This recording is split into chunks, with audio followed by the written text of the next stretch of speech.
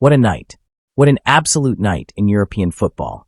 If you were glued to your screen watching Real Madrid versus Bayern Munich, then you already know.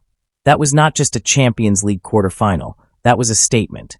Bayern walked into the Bernabeu, or rather, Real walked into Munich, and came out on the other side with their heads held high, punching their ticket to the semi-finals in one of the most gripping ties this competition has produced in years.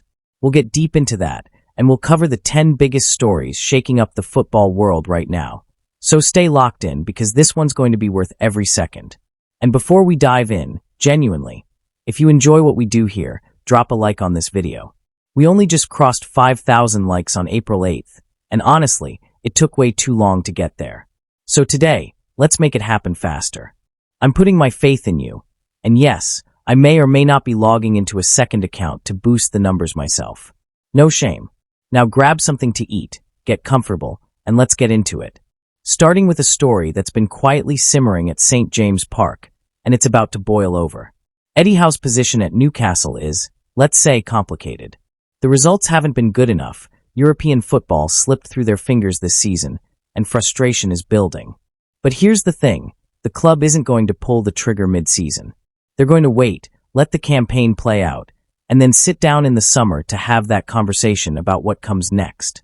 And that conversation? It might not go the way Howe hopes.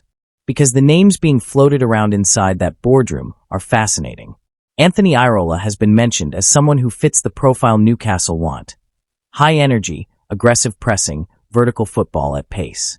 And look, if you've watched Bournemouth this season, you know what Irola can do with limited resources. Now imagine him with Newcastle's squad. More physical, more direct, more capable of winning duels and pushing the ball forward at lightning speed. On paper, it makes all the sense in the world. But football isn't always played on paper, is it? Because according to Ben Jacobs and Alex Krug, there's another name that keeps coming up in those internal conversations, and it's a name that never really goes away when big clubs start looking for a certain kind of manager. Jose Mourinho. Yes, him. Again. Always him. Look, every time Howe's seat has gotten warm, Mourinho's name has drifted back into the conversation like smoke you can't quite clear out of a room. And this time, the people saying it aren't just random journalists or fans on Twitter. These are voices inside the club. People with influence. And when you actually think about it, not as a joke, not as a provocative take, but genuinely, it makes a disturbing amount of sense. The money Newcastle can offer won't be a problem. The squad is already built in a way that plays right into Mourinho's hands. Fast, physical, capable of hurting teams on the break. He loves that. He's always loved that. The defensive side of things needs work, sure, but low block defending, organizing a back line, and making a team genuinely difficult to beat? Nobody in world football does that better than Mourinho. You can argue Mikel Arteta comes close, but even then, it's a debate. And what Mourinho did at Roma, a club without elite defenders, without a deep bench, without the resources of the top clubs, was genuinely impressive. They were hard to score against from open play. Structured, disciplined, difficult. His weakness has always been breaking down deep defenses in positional play. But here's the thing about the Premier League right now. That's not actually a deal breaker. Manchester United struggle with it every single week, and they're still pushing for third place. If you can defend, hurt teams on the counter, and win your set pieces, you can absolutely compete for a Champions League spot in this league. And that's all Newcastle need right now. Not a title challenge. Not a revolution. Just Europe. Just progress. And Mourinho, at his current level, can absolutely deliver that. Beyond the football, there's the marketing angle, which Newcastle's ownership understands better than almost any club in the world right now. They're building something. They know the global fan base isn't there yet. The sponsorship deals aren't at the level they want.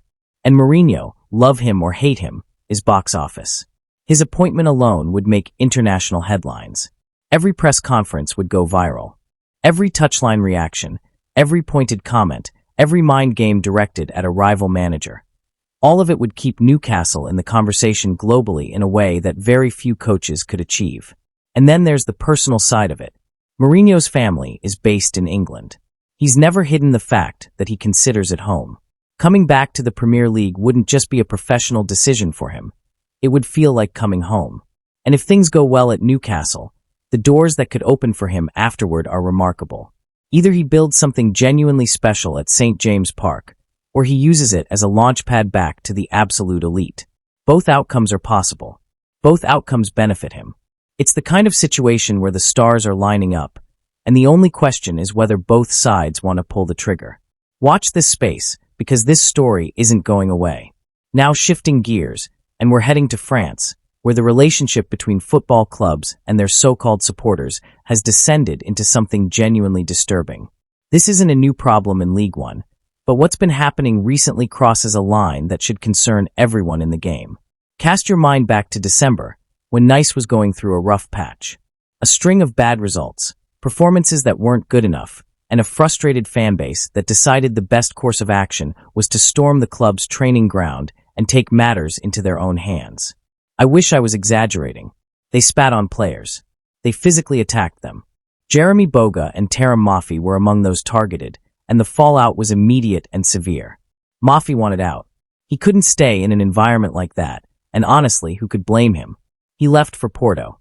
And Boga was shipped out on loan to Juventus, where, and here's the tragic irony, he absolutely flourished. 4 goals in 6 games. The Turin crowd loved him. The coaching staff loved him. He fit right in. And the Nice fans who ran him out of the club? They lost one of their better players because they couldn't control themselves. That's the reality.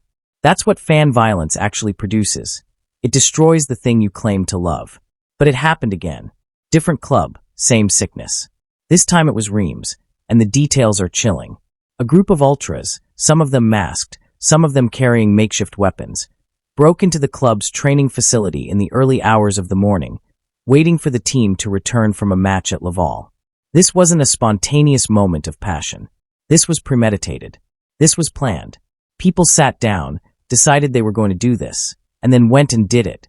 The club released a statement afterward describing the incident as deeply shocking, calling the methods absolutely unacceptable, and noting that the club had been dealing with this kind of pressure and hostility for months. Think about that for a second. These are footballers. These are people who play football for a living, who are already under the microscope every single week, already dealing with the pressure of performance and public scrutiny. And now they have to worry about whether a group of angry fans is going to be waiting for them in the dark when they get home from a match. That's not support. That is not what being a fan means. And the clubs, the league, and frankly the authorities need to treat this with the seriousness it deserves, because if this kind of behavior is allowed to continue without real consequences, it won't stop. It never stops on its own. It just escalates. And all of this is happening while the Champions League is delivering the kind of drama that reminds you exactly why you fell in love with football in the first place. Because Real Madrid versus Bayern Munich was everything. Bayern were not supposed to handle this the way they did. Real Madrid at this stage of the Champions League, under the lights, in a 2-legged tie, they have a history that borders on the supernatural. Last season alone, the comebacks they engineered were the stuff of legend. But Bayern came into this tie with a plan, with belief, and with a defensive structure that made Madrid look uncomfortable in ways we rarely see. They pressed at the right moments. They were disciplined when they needed to be. And when the opportunities came, they were clinical enough to take them and advance to the semi-finals, knocking out a team that most of Europe had quietly assumed would be in the final again. This is the kind of result that reshapes narratives. It tells you that the Champions League this year is genuinely open. There is no foregone conclusion. No team that you can look at and say, yes, that's your winner, book it, done. And that uncertainty, that genuine sense that anything could happen between now and the final, is what makes this competition the greatest club tournament on the planet. Every game from here matters. Every result will be analyzed and discussed for years. And we will be here for all of it, breaking it down, giving you every angle, every story, every piece of news that matters in this sport. So make sure you're subscribed, make sure that notification bell is on, and while you're at it, you know what's coming, smash that like button. Help us get past that milestone faster than we did last time. You stuck around for the full 12 minutes, which means you're exactly the kind of viewer this channel exists for. We'll see you in the next one.